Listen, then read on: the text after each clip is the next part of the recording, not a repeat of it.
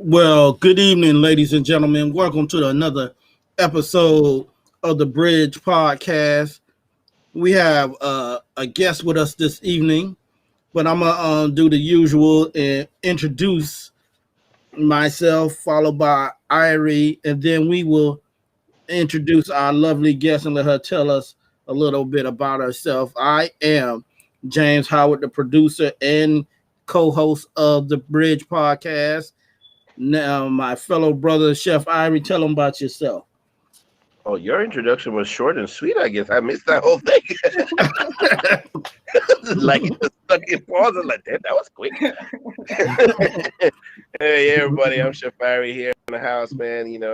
Private chef caterer here in South Florida, doing the thing, doing the do. Here with my brother James and our guest. Thank you. Welcome guest, Miss Brenda. And, cooking's a game, and that's what I do. And sometimes I come on here and chat. Sometimes it's foolishness. For the most part, it's probably intellectual conversations. So, yeah, I hope everybody's out there having fun.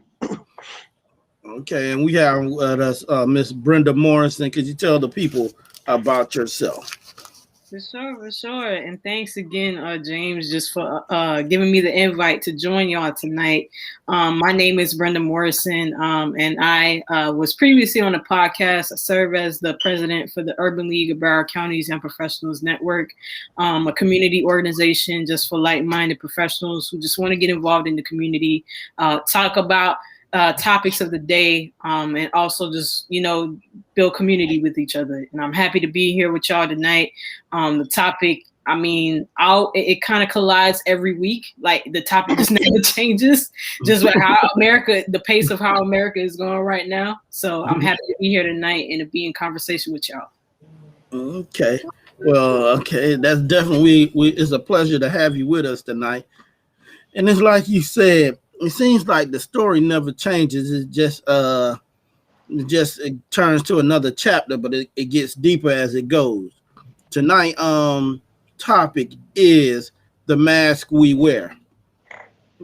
And as Black people, or people of color, we all wear, like, since Corona, we all been asked to wear a mask. Mm-hmm. But for us, we wear a mask almost every day, in every situation, soon as we step outside our doors. So tonight we're gonna jump into that conversation, and hopefully we have some audience to chime in and see, why is that? Why do we, as African Americans, Caribbean Americans, people of the diaspora, have to put on a mask in this society? Yes, goodness gracious. So, Irie, I'm gonna start. Well, I'm gonna go with Brenda's ladies first. Do you feel that it's necessary? Well, first, do we wear masks, and do you think it's necessary? Ooh. So definitely wear a mask. Definitely do. Unfortunately, it kind of just comes unsubconsciously, and I could just say it from my perspective, being an immigrant, that comes already to your full circle. You already feel it because you could definitely tell the culture already. You got to already start to assimilate to what is not known to you. And so certain cultural norms that you may have grown up with from the country that you came from obviously don't always fit in the framework of America. And oftentimes you feel like you're walking around with a mask. I remember, like, when I immigrated from Jamaica, and I could feel like even when I started losing my accent, it's talking back with relatives, they was like, dang, you getting too Jamaican, you getting too Americanized. And then when I'm talking or at least trying to build relationships with colleagues, they just want to hear about all that they hear about Jamaica on the news. And I'm like, bro, I'm just trying to live. Like, I'm just trying to figure out like how I'm gonna actually make a path within America, because I know now that's not Jamaica no more. And I think from that point on, for me, like the experience of wearing a mask been here since that time. You know, as it's transitioned along with even in the workforce, you feel it all the time with wearing a mask. You know, the constant having to do code switching all the time. How you show up in the workplace. See, I got my hair in a natural state. We got to have legislation around how you able to wear your hair and if it's actually professional. That type of mask people got to wear all the time.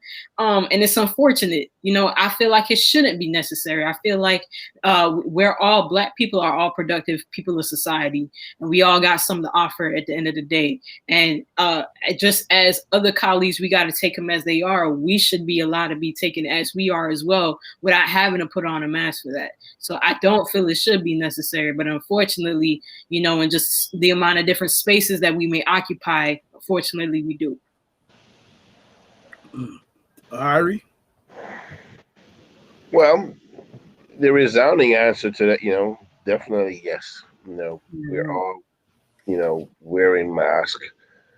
Funny enough, you know, that thing before we even come out of the house, depending on your living situation, I think some of us are already masked. You know, we're masked among our friends and our families. You know, who among us can say everybody knows us? You know, all the way through and through. Whether it's for self-preservation, protection, you know, that's how you sort of, you know, protect yourself. But when we definitely step out, it almost becomes necessary, you know, because of what I just said, how you protect yourself, based on, I guess, your life, uh, personal and professional life, and how you are perceived, I guess, by the general public. You know what that is. If that's just people you're meeting directly, or as it is right now for most people, social media.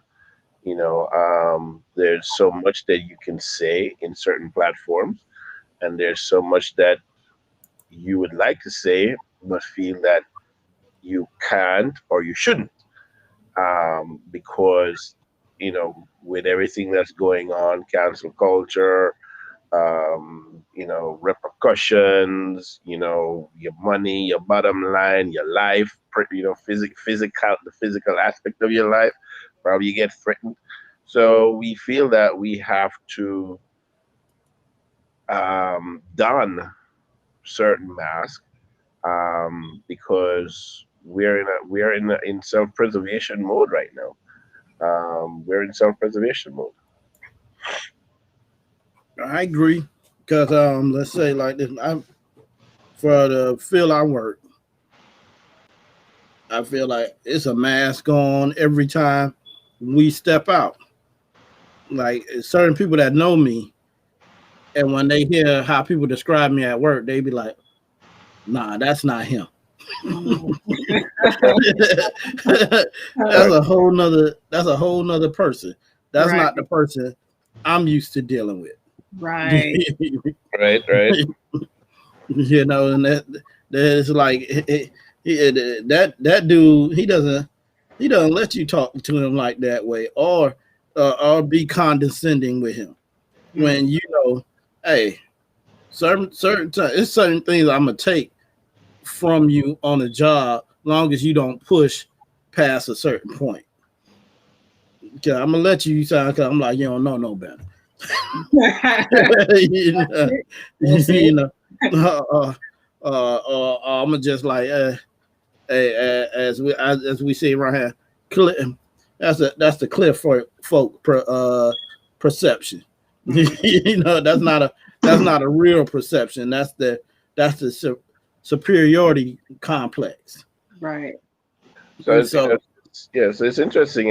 What I find interesting about the mask that we all wear, especially us as of black people, the diaspora, whether you're born here or whether Right. you're from someplace else, is that not only are you have to be concerned with the mask that you as an individual don, but now you're also have to navigate the mask that you see in front of you. The people that come into your sphere.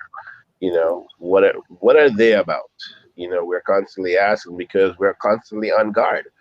you know you're constantly concerned about who you let into your circle or your circles, because everybody doesn't come, it seems, being any form of true representation of their true self, especially when you're dealing with business. The Yep. personal thing is one thing, but business is, because it takes a while to develop relationships on all fronts. So it's gonna take a while, I guess, before you either get to a point where you say, I kind of dig this person, or I dig what this person is doing. Let me see how I can participate, contribute, collaborate, partner with. So we're contending with ourselves, and we're contending with other people, and there's so many people that we come in touch with. So sometimes it can be overwhelming, what we're experiencing, because it's like like you're deciphering every day you go out there, you're trying to do something, and whether it's good for you or not, or is it trustworthy? So it almost feels like, so the overwhelming part becomes tiring, you know. I agree with that. Definitely agree with that. And I would even say in a space of even just what happened, with the rights last summer, having people really talk about, all right, they talking about allyship, and I'm like, you could be an ally, but I'm like, it's to a point where it's like, how do you define allyship? And a part of it is like understanding that the folks that you're supposed to be supporting, they gotta wear masks, and sometimes they gotta wear masks because of your people, and some of the stuff that that they are incurring upon us, and kind of taking a look at it from that perspective and saying, yo, check your people too, or do your part to check your people, to kind of understand why black folks gotta be have the mask that they have, or sometimes the way how we may have to present ourselves in a room may be as such. When it even comes to understanding the plight, yeah, you could say you want to throw your hand in the money pot, to support it, but do you understand like the underlying issue of what black people are dealing with? Understand that, yeah, you might throw your money, but black people got to go to work the next day still with the mask because the issue still occurs. So that, I think, is something as well where it's like it kind of gets overwhelming a bit, because really understanding people's intentions behind things, and understanding at least the plight, or at least the understanding of why a movement needs to occur, and then why some folks may just black folks may just pull back a little bit, when they may question if you're really an ally or not. I like. Okay. Speaking on the ally, Yeah. one of the biggest things I could say is stop. What's the movement they have for the Oh, Asian the American. Asian? Yeah. Yeah. Uh, I want us to be their ally, but then when it comes out, you have Asians supporting causes that are against us. But Mm, you want us to be our ally. You don't want to support Black Lives Matter, but you want us to support what you are pushing, and you're giving money to institutions that are going against Black Lives Matter, but then you want to stand up and say we don't support you, but you don't support us either.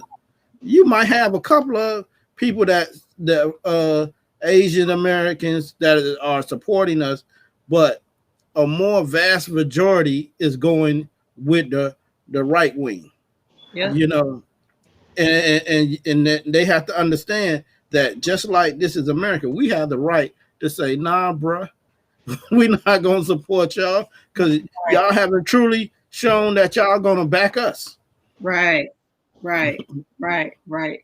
And it's a thing about like really getting to the crux of why we deal with the stuff that we deal with. So even having the heart and mind conversation where you may not understand, like even Chef was like mentioning, like, don't like dismiss people's understanding and perspective in terms of what they actually see, what their eyes actually see. That's real. That's facts. Mm-hmm. Media may spin it to be something else, but getting at the crux of saying, yo, this is real. We see it on camera. And for us as a people, we have never needed to see it on camera to know that it's real. But obviously the world needed to see it, to see that, we not just spinning webs out of our behinds to say this is actually happening to our people.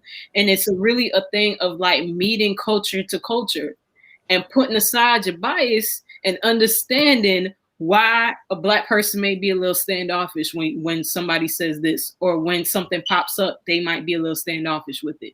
It's understanding culture, and understanding that the culture weaves into so many different facets of our life. So one thing you might be like, yo, why is that black person popping off of that? You don't realize the connection it leads to something else. So I think it's like the crux of it is like really getting the true understanding from culture to culture. And we still at a point where we're not there yet. People not there to really admit that. Like the admittance part is probably like the biggest thing like people got a issue with, because it forces them to check themselves. It forces them to look at reality and be like, yo, this isn't right. What I was taught ain't right. What my parents are doing, like the ideology may have, it's not right. They don't want to always look at that and be like, yo, I need to actually change the way how I look or I perceive things. People got a hard time dealing with that.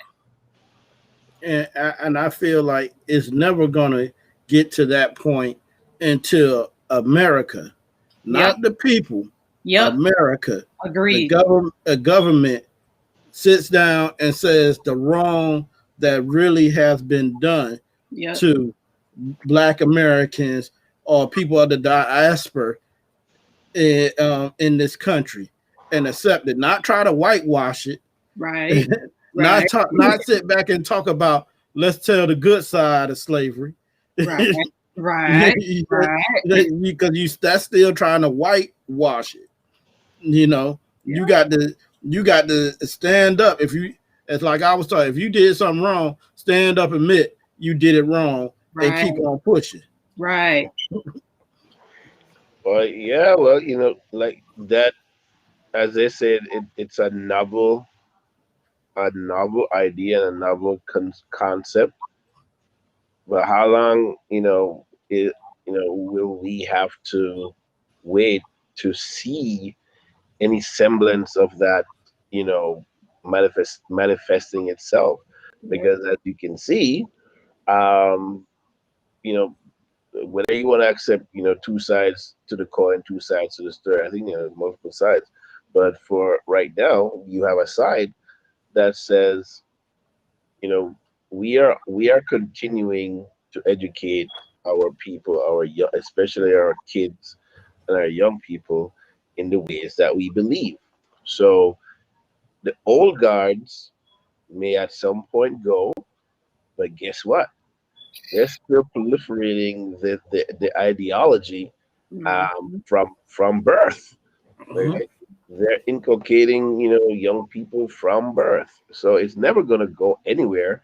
And as for when you deal with politics, we can see how every facet is being, infiltrated, if you would. It's like the government is this big Trojan horse. you know, Right. um, people are Right. hanging out in different facets of our society, ready to pounce when given the opportunity. Like they're agents, sleeper agents and sleeper cells, and they're just ready to. Okay, now is a good time. Well, last 4 years was the best time, and it's always as if everybody got awakened. Okay, Yeah. go do your job now. Yeah. This is the perfect time to be awake, Yeah. and so you've gotten your marching orders. Go do what that you were asleep waiting to, the things you're waiting to do. So, you know, not only is things being whitewashed, but things have been erased, as we can see in books when it comes to, especially when we're dealing with, not just slavery, but just Black history and Black culture. Period. You know, they are not interested in keeping that stuff, in telling the story. So, as we can see over the years, we've had to rely on individuals and organizations, mostly individuals for sure, who are delving deep into, the annals and history, finding historical facts and doing interviews so that we can now, tell the story, a little bit at a time. And, and the more that we keep doing that, then our story will never die. Just like when I tell my friends, when you have elders in your family, an elder, could be your mom or it could be your grandmother. If you are lucky enough to have your great grandmother or great grandpop, you know, those people have stories. Yep. And one of the things that I tell them, I said, it may not seem like a big deal now, but if you have family members that tell stories that, tie in your generation to their generation and before that, record them. Yeah.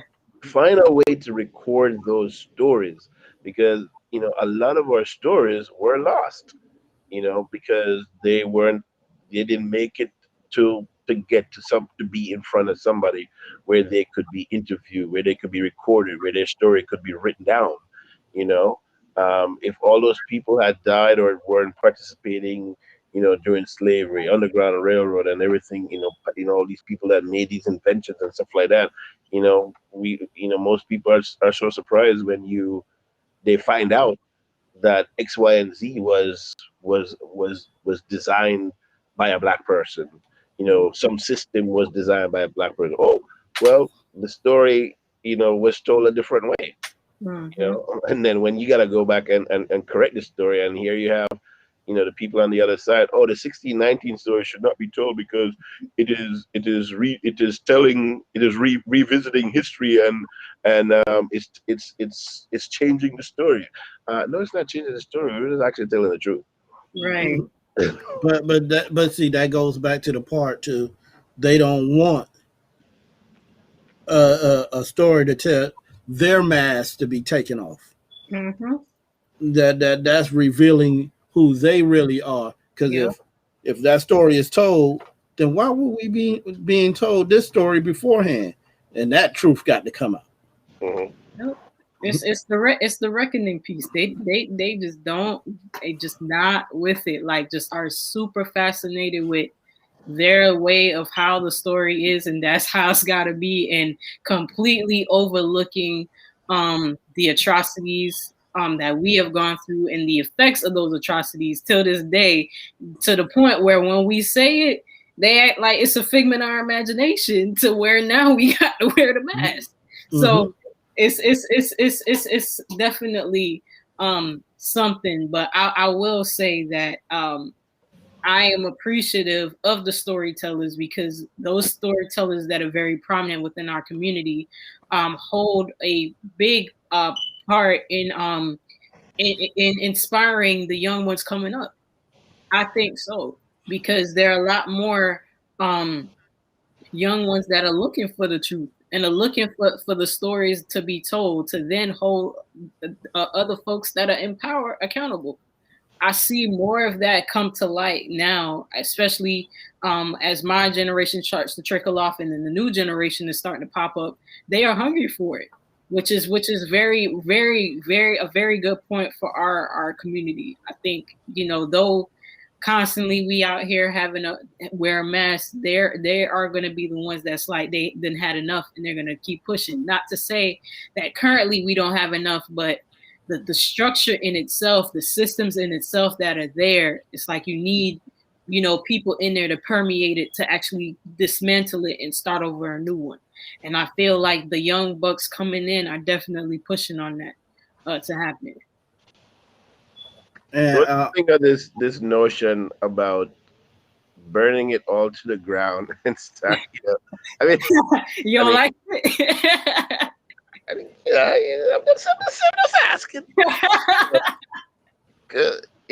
At some point, we've had people say, burn it down, whether it's because of frustration or Yeah. what have you. And it's like, burn it all down to the ground and just rebuild it. But then you have so many other questions to ask. Who's going to be in charge of rebuilding? What are Mm, we? What are we? What are we? What's the end goal of the rebuild? mm, What's the story that's being told once it's being rebuilt? mm, If we don't burn it down, how are we able to remodel? mm. How are we able to revise and remodel? So there's so many facets to this thing, and it just doesn't seem like there's a positive end goal or end story in mind. But Mm, I do like the positive aspect of what I see happening, especially from the young people, because as from I've seen, not just in this in the American civilization and the story, but and then especially when it deals with us as Black people, that the changes always came because the young people pushed. yep. Okay, they're like, okay, you guys did so much. Here's what we bold, we rambunctious, we fly off the seat of our pants, you know, we gonna do something, and Right. we're gonna do it big. We're not really thinking it through all the way, but we gotta do something. And as we're doing it, we're gonna keep, try to put the pieces together. But Yeah. change always come because of the young people. The young Yeah. people coming up with more gratifying, ideas, Yeah. and a lot of them can work, and a lot of them have worked. Yeah. Like, well, I'm gonna jump on here to go to I'm gonna cover two things. Where Brenda said the story, you said it too, Ari. The story must be told. In my family, usually when we get together at a family reunion, we had somebody that actually come in and do a whole like play of our story. mm, Kudos to So that, bro. it's like our you learn our heritage Mm-hmm. from the story. It's been a while since I think that we have done it. I guess because the person that was usually did it do, has done it is getting older, so we mm, probably have to find somebody new to do it. But it's I used to appreciate that. And yeah. two, I want to say, Ari, to what you said just now, that makes me feel like my generation dropped the ball because Mm, we was probably too busy trying to get money, mm, and we wasn't worried about mm, what else was going on. And it's also too, we was worried about getting money in the wrong ways too. mm.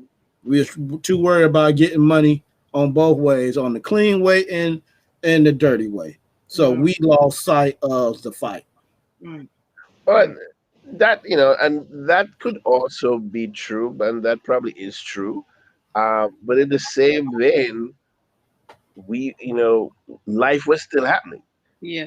The struggle was still going on. All Right. right. We had to be contending with so many different fronts: racism, police brutality, where you fit on the totem pole, our Right. equality. You got family. You trying to raise your family in the right and proper way. Are they going to the right school? Are they getting the Right. right? Are we getting the right opportunities? So we had so many issues, still do, that we are contending in, So when people were out, that was huge commitments, from people who took up the fight, Mm, whatever fight that was, that was to help benefit us, people that live here, people that came in as immigrants like myself from other countries. There's a lot that was going on. So even now, when you have, whether it's BLM, other organizations or other moves or drives, there's so many other things that you still have to contend with. So there's no, one thing that's okay. This is what we're only solely dedicated to, and we have all the time in the world to do this. Everybody's still got life, but yes, we could have, in some instances, dropped the ball because maybe, we weren't together as much as we should have been.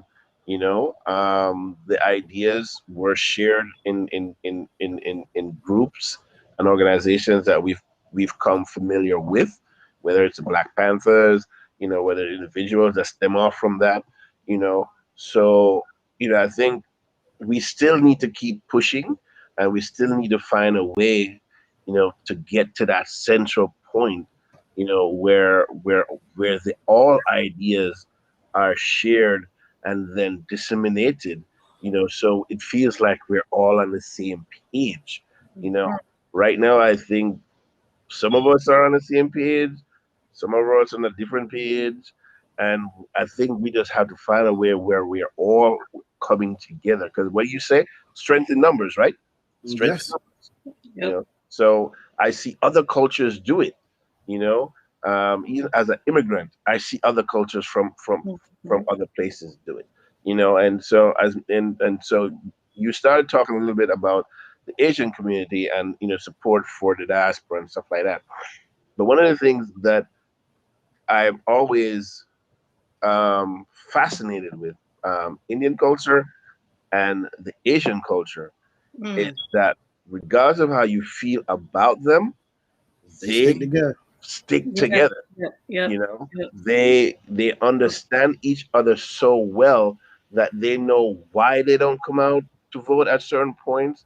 They know what their issues are, and Yep. when the issues are to be talked about, they will come out as as a group, to talk about those things, to address those things. You find the same thing in most Indian communities, and even in some Caribbean communities. When I look at my Haitian people, my Haitian brothers and sisters, you know, say what you want to say, about Haitian community, and They most come people together. that say negative stuff is that you don't understand Haitian people. You don't understand Haitian culture, and Yep. understand, and I don't understand it, totally. But one of the things I do know is that most time they will come together. They support Yeah. each other. They support Hmm. each other's businesses. They Yeah. support each other as family. And when they'll make the ultimate sacrifices and commitment for each other. Yeah. Yeah. I definitely agree with that. You Definitely know, agree And with that. and I feel like the African American community used to be like that until like the 80s. Then it was like every man for themselves. Yep. I can't no longer help you, bro. You can no longer stay with me till you got enough money to get your own house. right? Right. Yeah, Right. you know, and, Stick. and you see that happening in other cultures right now. Mhm. That they piled up in the house until each one can have their own money. They pooling money until they can. Okay, you can get a house. Okay, now you can get a house, and we gonna all stick together to each one of us will be able to afford a house. Right. So is it? Yeah. And so one of I have um, Asian members in my family. From my mother's side. Down the line. And one of the things that I know about Asian communities and households, growing up in Jamaica, and I've since seen it here. So you'll have a property, you know, house, the regular house, and as your family grows, so does the house, Mm. like Mm. literally. So you will see this nicer up front, and then you go into the back, and that house has multiple extensions, Mm. out. Why? So it can accommodate, the size of the growing family. You know, Grandmama is now here, grandpapa is now here. All right, you got kids. Sometimes auntie may have to stay because auntie getting older, blah blah blah. But yeah, so the family grows, so does the house itself. you Mm. know and they're not, and because of their traditions, older people are revered. The older you get, the more respect you get. you know and I think, that's something that I think not, and I think it infects not just black people, but I think that, across the board. But I think we as a people, we should, get back to that, where we are protecting and looking out for our own, regardless of age, and stuff like that, and what, when you said about money, we're chasing money and all that, and stuff like that, we dropped the ball, and things changed probably after the 80s. When you look back at, all the things and the systems that were implemented, during Reconstruction, all those stuff, and the communities that were being formed, we had banks, we had large communities where people owned houses and people were helping each other, like you said, buy homes. And of course, when we were talking last week, James, as you come up some, people can't stand to see that. Yep. So they find ways to tear that down. They burned cities to the ground. They murdered people. BLM was, and organizations were going out protesting. Well, now we got canisters of tear gas and bullets and dogs and water. And we saw that during the civil rights. You start having a voice. No. We got to put that down, because, we can't let you come up, because if you come up, we shit's gonna hit the fan. Exactly. Exactly. But I also feel like during the civil rights movement, one of our biggest thing that we did wrong was us accepting desegregation. And it's not that it was wrong, but we took to it too easily, and it divided us to where people started moving out of our communities instead of staying and building up in our communities. You took the money out of the communities because you wanted to stay. Oh, now that I can stay in this white neighborhood, I'm gonna put my money over here in this white neighborhood. Right. But now that's money that the black community is losing. Right. And when we lose money, we lose economic power. And when we lose economic power, we lose political power. I agree with that, and that just circles back to like why we will constantly question like the buying power of our people, and then wonder why the money don't stay long with us, because already just from history we've kind of just been indoctrinated with that. But I think the I will say this, and this is because I'm seeing it just from other folks who probably never talked about having their business or creating a business before. Talking about entrepreneurship, they definitely talking about it now. They definitely looking into it now. And I could even see a more intentionality that even I could say for me, it forces me to think about it, twice. If I'm going to get lunch from somewhere, if I know a plaza that's right by me, if we got a black owned restaurant, I'm going to go try to check it out. You get the paycheck. I think twice now about it. If there's a spot that's like, I'll tell you a good example. So like, what will always get me on a Friday? I love smoothies. So like, Smoothie King got you can get like their 32 ounce, the big size, for $5. $2 off. All right, there you go. I will think twice, and I'll be like, all right, is there a black smoothie shop by me? And I'll go look at spending my money there. 9 times out of 10, I'll probably run into a smoothie shop that got food. I'll go by and get a wrap. And I think it's just that bigger intentionality of it. And it's a lot of unlearning that we got to do. And I know for me, I would hear the numbers being thrown around all the time about the $6 trillion spending power that we got, but it would never really sink with me to be like, all right, once you get your paycheck or you got to go to go get lunch or whatever, I'll just go to the quickest spot, not really thinking, where do I actually want my money to go? And I think it's just that retooling for our people, but I think the pandemic really, at least for me, it definitely shifted my mindset.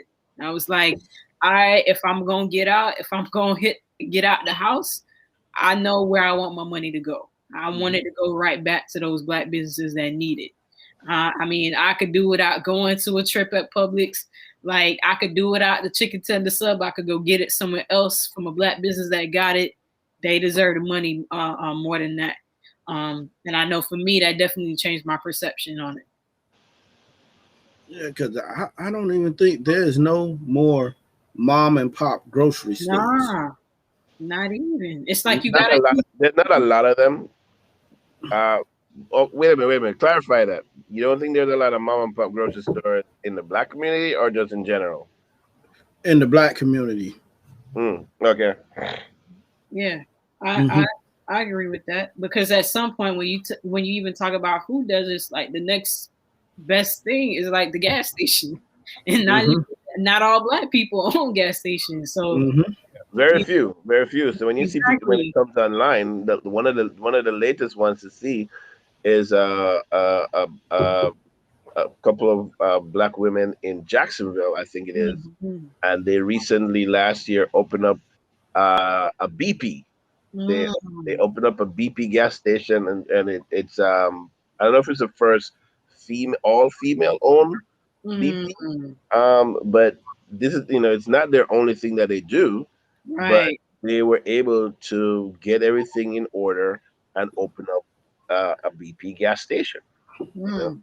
so on front. So maybe maybe it's becoming cyclical, Mm. where we owned, we lost, we owned, we Mhm. lost, and we're trying to get back to owning. So that could that's not just businesses, but um, real estate. And as we are striving now to create more businesses, so we're sort of in this stage where we are creating again, once again, Mhm. and it's sort of proliferating, all aspects of society, and it's getting to the state, the young people, and they're Yeah. saying, yeah, okay, a lot of us are now making, we have a lot of disposable income. They're starting to form really cool businesses where they're hiring people. I Yeah. don't know if they're hiring, a lot of people in that look like them. I hope they are, you know. Yeah. But we're in a stage where we're creating again, and that's a beautiful thing. That's dope. That's dope. See, like, look, Kendra is on it. Like, even just letting me know, like, in my own county, there's one out in Hollywood that's black owned. That's a black Is it owned. Hollywood or in Hollandale? Because I know that the one that's on at the end of Hollandale and Ocean Drive, there's a 7-Eleven at the end Mm-hmm. of Hollandale Boulevard and Ocean, and it's black owned. Mm-hmm. Oh, I that's have to that's go new check to it me out. too. Yes, Definitely they gonna have were to check that yeah out.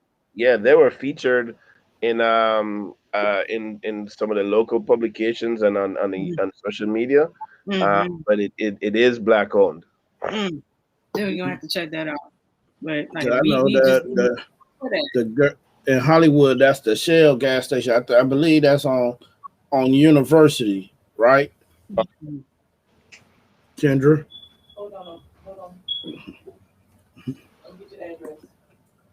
Okay, she's gonna We'll have to put that check that out. address in the chat. Yeah. Okay, Hmm. so I guess that But so that goes in it's so we may be having, so the interesting about the building and the creating though Yeah. is that the building and creating is not truly the nucleus of what it would be to create the community like it was back in the day. Mm. So we're having, places, but they're not the nucleus of a community, because now the way things are, even in communities where, you know, a lot of us were, a lot of these areas now are being gentrified, you Mm-hmm. know, Mm-hmm. and we are no longer, we would like to be some in those areas, but most of us can't afford now to be in those areas, Exactly. and so it's like you keep moving and being shuffled around. You move one place, and then guess what? We gentrifying this too. So that's where the hell where does everybody go? Where does everybody go? I have a question. Do you think the reemergence of the black economic power will allow us to stop wearing masks? Hmm. Good questions. Oh man. Nah, because I think too many of us are still hiding from ourselves. That's true. That's true. I think too much of us are still hiding from ourselves. Um, When you say and that, clarify that for me. All right, hiding from ourselves. we are not. I my opinion is there are a lot of us who are still not comfortable being black. A lot of us are still not comfortable being black, and maybe it's because whether it's what's been coming down through the system for how many number of years, hundreds of years, um, and if it's not being comfortable, maybe we're now fearful of really owning our blackness. Hmm. Like some people are, and some people are sort of timidly moving along the way.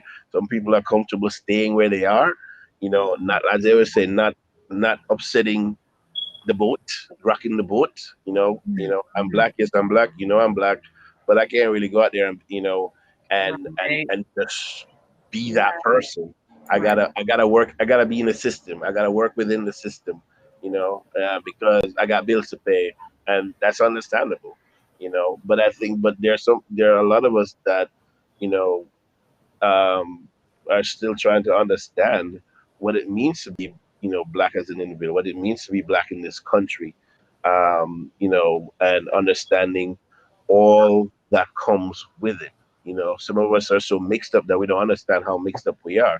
And I think if we're able to get to the point where we can embrace all of it, that means you have to embrace, I think, your traumas to enjoy the goodness that comes from that, because that's a part of therapy. If once you embrace and understand and are able to move through and move past your trauma, I think that creates a whole new world. But if you keep hiding behind a mask and keep denying certain things about you as an individual, you as a family, you as a people, then you'll still have to be wearing those masks. Regardless of if someone says, "I'm going to step in your knee," I think getting to the point where we can all be bold. Even that they will try to shoot you down, literally and figuratively, but at some point we will get to a point where we will be truly totally bold, and we can own not just us but own the things around us, and grow from that. you know that's just my Well, opinion. I feel what you're saying because I can say, like me, this is my second set of dreads. But when I got ready to grow these, I was asked by a friend of mine, "You really want to do that? Why Hmm. you what you gonna do about work? What I got to do with my work? That's not going to affect how I work. Hmm. That's not my work ethic. My hair is not my work ethic. That's just Right. that's just part of how I want to grow my hair. You Right. know, And you but can't control it. That comes out, that comes out your scalp. Like you don't have no control over where which dread is gonna go. That literally that yeah, just that's uniquely yours. But people over here like putting the two together to be like, oh, if his dreads go like this, or if he got mhm. dreads, period, he just are it's already gonna make him not a good worker. And I'm like, I don't see the correlation. Yeah, and I'm saying a clear person can come with a skin head or hair all the way down their back, and they never look at them different. But with us, it's like, oh, you gotta cut your hair a certain way to be accepted. No, I don't feel that way. And I'll be like, if that's what it is gonna be, I'd rather not be accepted. Mm. Hmm. Hmm. Very on And that. and I said that's been my approach. That's even yeah. I mean, that's how I was raised. That Hmm. hey, your work speaks for yourself. Right. Right. So I guess, so basically you say, at some point along every individual's journey, we have to find a point in time where we have to make a stand about something, that affects us. Whether it affects your pocket or but you have to make a stand because of the things that you truly believe in. Mhm. And that means conquering fear. Mhm. Right? That means conquering fear. And I think, yes, a lot of us are still fearful about a lot of things. And I think when you get to the point where you can conquer fear, whatever that fear is, that opens up doors. that's that's just amazing, you know. Mhm. But yeah, I do dig, get to a point where you make a stand based on principles, based on your values, based on what you truly believe in, as a person, and it's a choice, obviously, and once you make that choice, that whatever the consequences, but at least you are resolved in knowing that my mind is free, my spirit is, well, my spirit is clear, my mind is free, and then move on, because I think now you feel empowered, Mhm. because just like when people it's like, what, I'm gonna start this business, and a lot of us, it took a while to get to that point. He's like, what, I'm not going to be in this corporate structure more. Yes, it's great, provide all these things so far, but what is it that you truly believe in? Mhm. Do you believe that you can, do this business? Do you believe that you can go out there, conquer the fears that hold you back, and start this business? And whether is it you start the business and hold on to the job until, or you just jump in both feet, that's a stand that you're taking, for yourself. You know. I could give a story about my hair right now. And I was sitting here thinking about, I had to go to one of my friends. I was in their wedding. So, I had to go get my dress tightened up and had it in a style. That same day after the wedding, I had to go do a job. So I Mhm. went to the job, and I work for these people often, doing videos for them. I got there, and the people did not recognize it was me. So they was about to have a fit. Like, where's James? They was like, no, we want James. And my boy had to go over there because they none of them are really black. So he's like, no, that is James. And they were like, oh, it's like they had to walk up. Oh, we didn't recognize you with your hair up.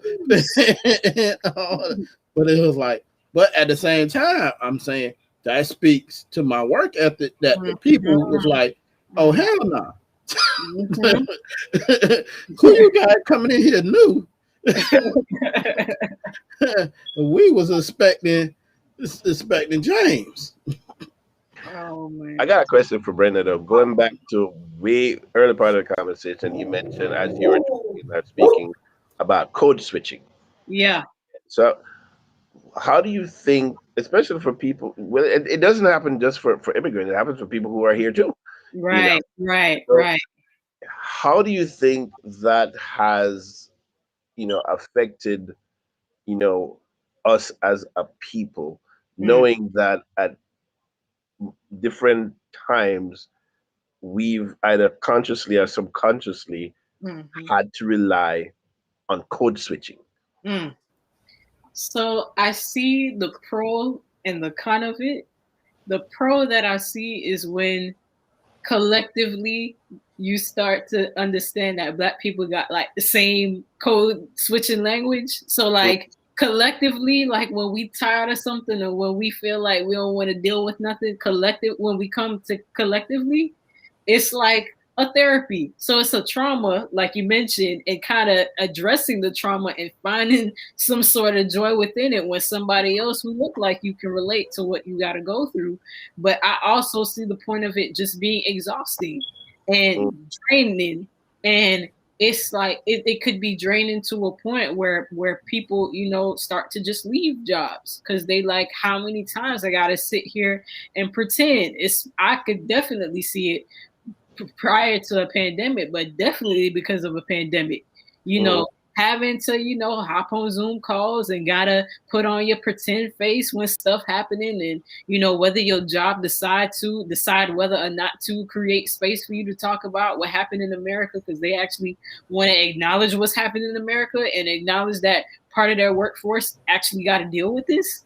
Mm-hmm. I could see it just being draining, and I think it's like if you don't, if you're not able to kind of at least get the balance, as in finding the community to be able to let out the trauma and find some sort of joy within it, it could literally take over you more than you would like it to.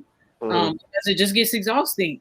Just literally gets exhausting. And when you ain't able to build community with people who go through it and try to figure out ways to address it or like make jokes out of it, even it just gets to the point where it just gnaws at you.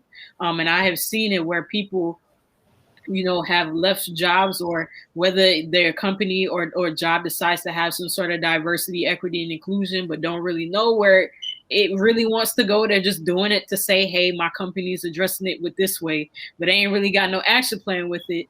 And they might be hoped to be the person to lead it when it's like they already dealing with trauma themselves. It's a lot. It's a lot. It's a lot. But it's I would just say, even as my position as a president and just me having conversation with other young professionals, it's quite interesting when they just lay it at your feet and be like, this is what I go through. And it's like a girl, yes, and a yes, I went through this too. And finding the joy within that, and then got to get up and go to work the next day and deal with it again. So that is definitely something in terms of code switching, constantly got to deal with.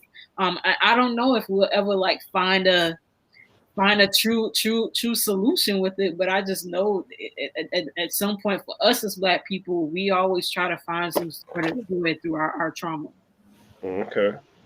Interesting. I got another question. Is part of what you just asked. Do you think most corporate African Americans know how to code switch? Oh man, it's funny. Most do, and then you come across one that don't, and it's like, give them. It's like it's kind of like sometimes when stuff happen, and when it's like it's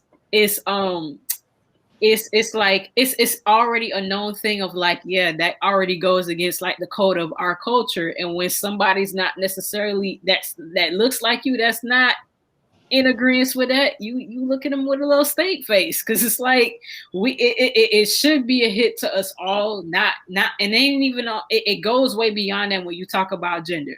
But it's just some, microaggressions that we just as Black people go through. And when it's like, when you're not able to relate to somebody who looks like you, it already throws the aura off.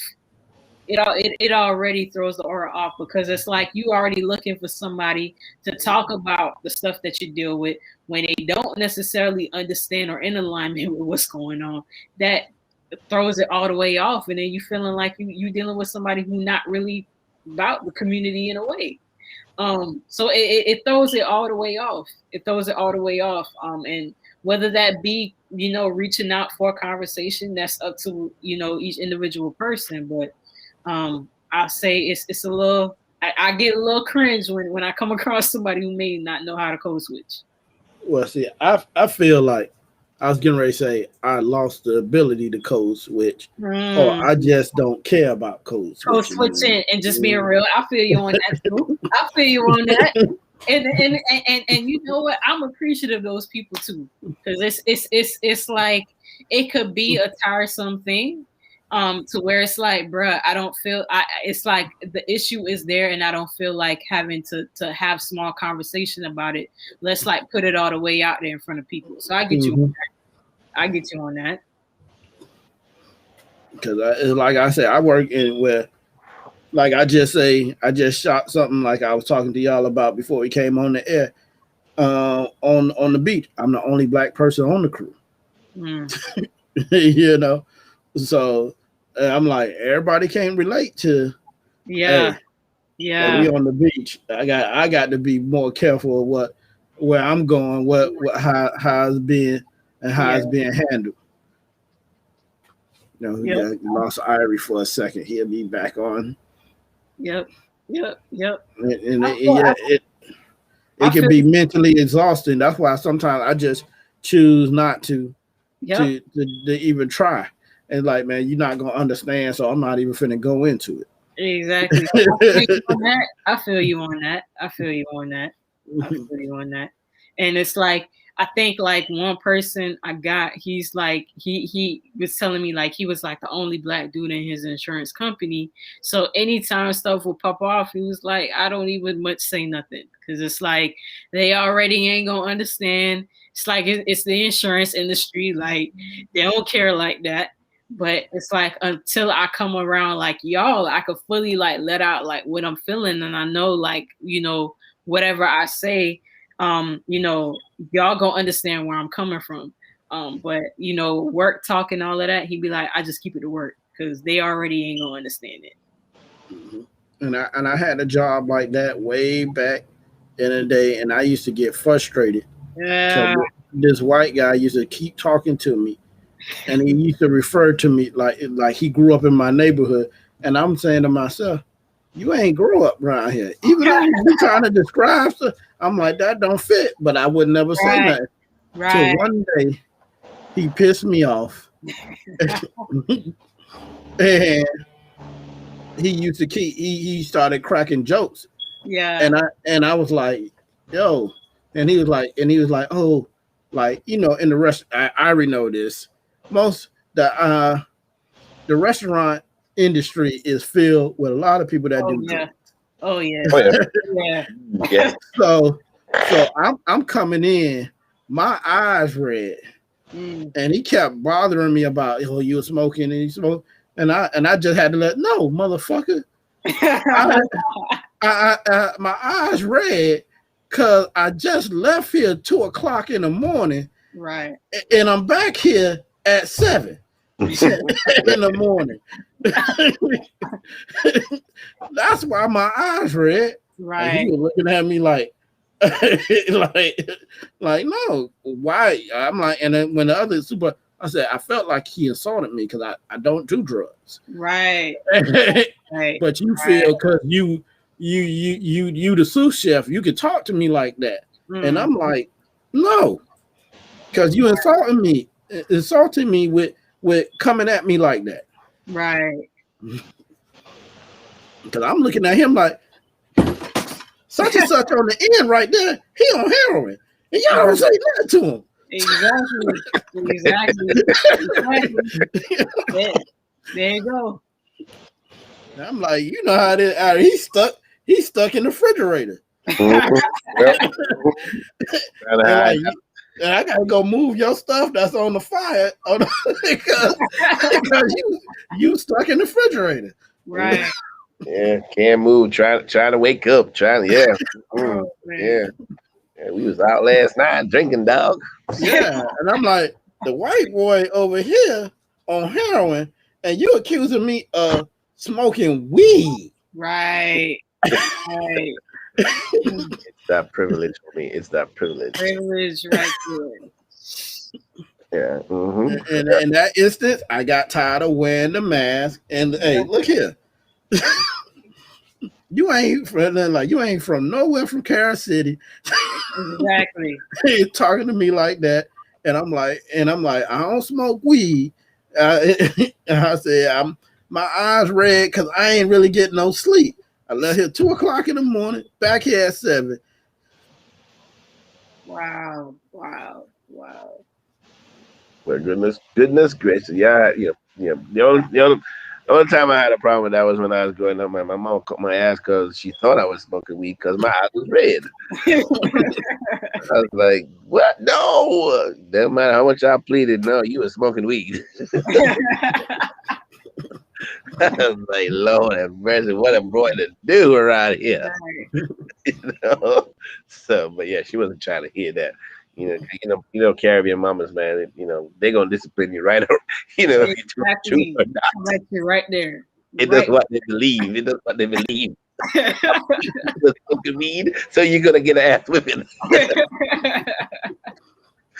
They good for that. They good for that. So Oh yeah, man, it's crazy. It's great. It's crazy, man. Yeah, but I'm tired of wearing masks though. Just figuratively and literally. I feel you with that. I feel you you know, yeah, I got my vaccine and all, but Lord, man, But I tell you what, man, it's a great feeling to go to be amongst people that I can literally hug. Yeah. You Yeah. know, Now, let me ask you this: with the pandemic and everybody having to wear a mask, how did you feel as a black person having to go out in public with a mask on? Oh my gosh. Oof. Cause I could tell you, I look like, hey, I'm going in the bank, and I gotta walk in the bank with a mask on. A black person walking into a bank Oh with man. a mask on. Yeah, I said I always feel uncomfortable because you never I'm know not when even they. I'm not even gonna lie. Like I think when like the mask mandates first came out, I was not even trying to go out to nothing late. I was like, if I need to do a store run, let me try to do it early on in the day. I just was not, I was like, I'm gonna stay in for a minute. Whatever I need to do, I get it done during the day. Just ain't feel cool with it because just all the other stuff just kept flooding back. And then I think even like conversations I'd have, like even with my brother, because like I know like when people put on a mask and if you got a beard, like the hair sticks out of it, and I'm like, there that go, there that go Mhm. with people now. So I like even when I was talking with my brother was like, yep, like if I change up my schedule and stuff because the beard will be sticking out the mask. Mhm. Mm, All the time. yeah. I know how I feel. I Wow. think for me initially, I think because of a lot of the stories that were happening. Initially, I was conscious. I made myself conscious about it. Mm, And it made me feel. Um, it made me feel away. mm. And then after, not so much that you just got used to it, but I just started telling myself, "Damn it, man, you belong here too. You out here shopping and doing your thing." And because there was even a time when I would walk in and I'll be asking myself, "Shit, am I doing something suspicious?" Like literally, like, oh, am I in this lane too long? Am I looking at this damn thing too long? Hey, I do. Yeah, I started to feel subconscious about it. I was like, you know, Yep. well, okay, let me just hurry up and get up out of here. Yep. I don't want about it, cause especially when, like when you were seeing those Costco stores and those Walmart stores and stuff like that. I'm like, man, let me just get up out of here, cause I don't want nobody come say nothing to me. You Right. know, you just look suspicious. Just to have some Karen, go dial up the number. Yeah, he looks suspicious, and Right. next, Right. 4 or 5 cops show up. I'm just trying to buy some groceries, dog. You know? So yeah, I did feel a way about it, initially. Now I don't. I try not to think about it, too much if at all right now. Yeah. I I, think I the tell same you, thing. I tell you the one thing about this, and Kendra can probably chime in on this, is all my masks are colorful, and the people be Mm. like, why? So I said, you got to be an idiot to do a crime. This mask that stand out. True. And That's I'm true. like, I'm like, all my masks are colorful. That Mm. especially all of them have Joker stuff on it. So, Mm. All you need is that scar now, brother. oh, I got it on the mask. You don't want me to start pulling mask out? I'm like, which Joker you want? You want Jared Leto? You, you want, Oh damn, bro. all you gotta do is Oh, look behind me. oh man, that's true. I see the plan. Dang. Yeah. Please don't. That's Oh, it. man. All you gotta do Oh, is see Oh this man. black man with a big Joker smile walking in, Mm-mm. or like um, that Jared Leto one where he got the mouth full of gold teeth. Got a mask yeah. like that Joker too. The gold. So I was like, hey, like, nope, nope, wasn't me. He had I guess on you a black mask, a white mask, wasn't me. See my mask? gotta find some way to inject some humor into the situation. Yep, Oh You yeah. know, yep, you got to. get a little levity and brevity. Mhm. I even got Um, one that say, "Why so serious?" oh, hey, I like that. Why not, right? Why not? Yeah. I like that. Mm-hmm. All good. Mm. But I get back to the so we can wrap this up and ask the question: do you ever think there'll be a point in time where we as a people will no longer need to wear a mask?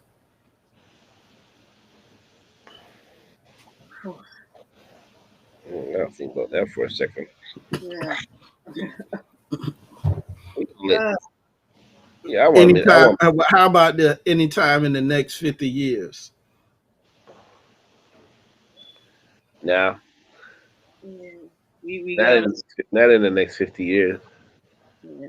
Um, Now when if in the next 50 years something as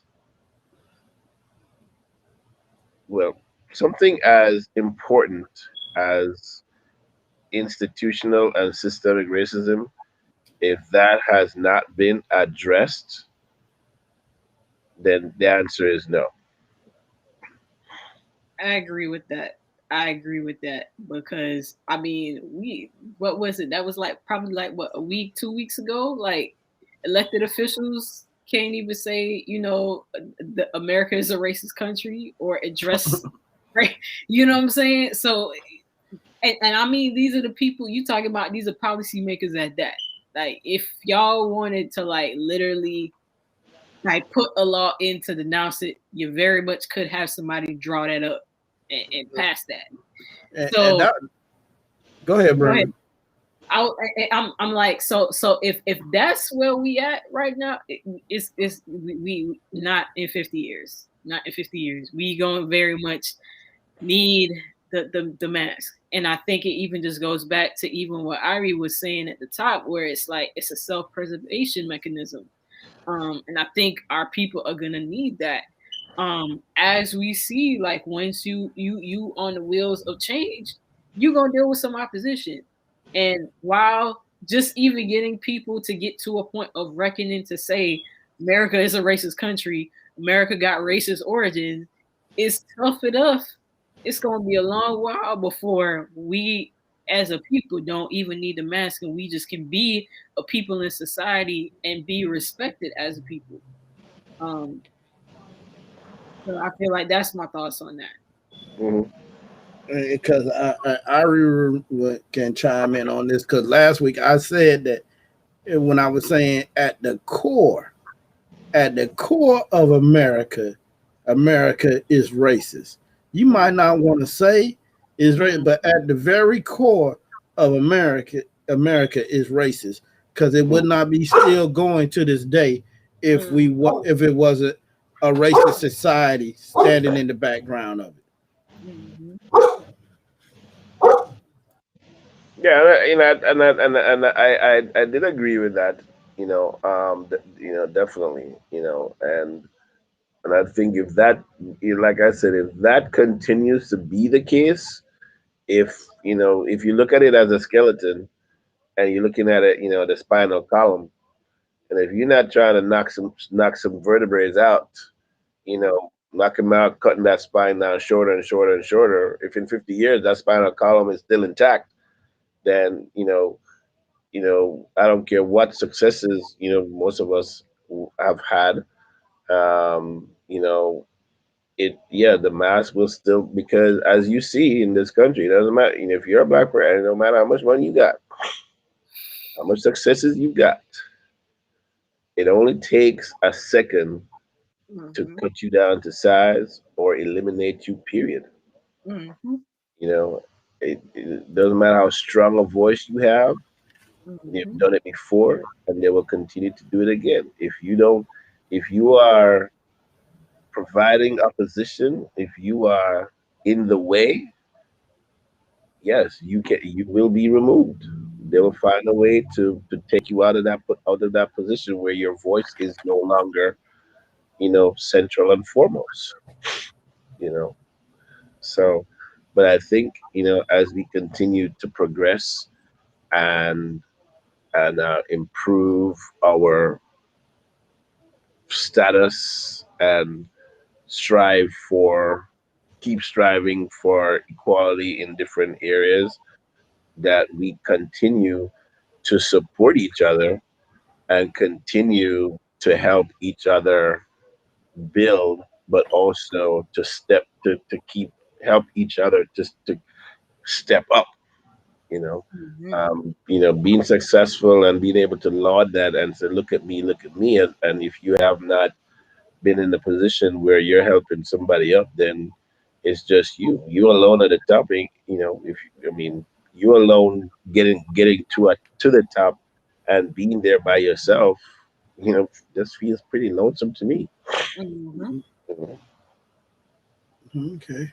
With that being said, I think we can wrap it up because everybody just had some nice gave their final statements on what they feel if we could ever stop wearing a mask in the next 50 years. Do y'all agree? Yes, sir. Yes, sir. Yep. Okay, so we can wrap and say, well, let me say this, Brenda, you have any events or anything coming up? You can let the people know about them. Sure, sure. So we actually have a restaurant week fundraiser. We actually just had like a Chili's spot that we hit up, as well as a lot of hill business called Hazel Brunch Bar today, that we had like folks buy food, and part of the proceeds are going to be going to our scholarship fund. And so we got the week keep on going. What folks just donated virtually.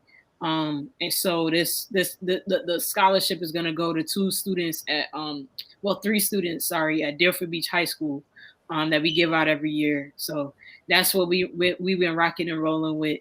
And then as we close out the year, we definitely looking forward to at least hosting something virtual to kind of honor our members and folks who've been good supporters of us throughout the time being. And once I get that together, I definitely send that y'all way. But we just kind of taking a little break as we kind of close out the year, but happy to at least support Black businesses. Actually had a good chicken and waffles from the spot today, so happy about that. And I'm definitely looking forward to at least hopping on again, just to shoot off the fly with y'all. I love having conversations with y'all every time I'm on. We love Word. having you on too. So, Yeah. Irie, Oi, oi, oi. Yeah. Yes. So what am I doing? Yeah. Well, every Monday morning, I'm on Ricky Smiley Morning Show, about 9:30, 9:45. Quarantine Cooking is the segment. I have the Monday morning slots. Until they say differently. So I'm keeping enjoying it and spreading the word about food and all that good stuff. The cookbook is still out. Get it on Amazon. Taste the Island Culinary Adventure in a Caribbean Kitchen. You can find that. And yeah, I'm going to resuscitate my podcast on Sunday that I do, time to bring it back now. Sips, Chews, and Chats with Chef Harry. Hopefully, we get it either this Sunday or next Sunday. We'll see. And move forward with that. And I'm on MIA on Wednesdays, 7 o'clock on Facebook, with Legacy. So we're there on Wednesdays, 7 o'clock on Facebook. okay. So, ladies and gentlemen, This has been another episode of the Bridge Podcast. Tune in next week. Catch us with a new episode. This has been The Bridge. Peace.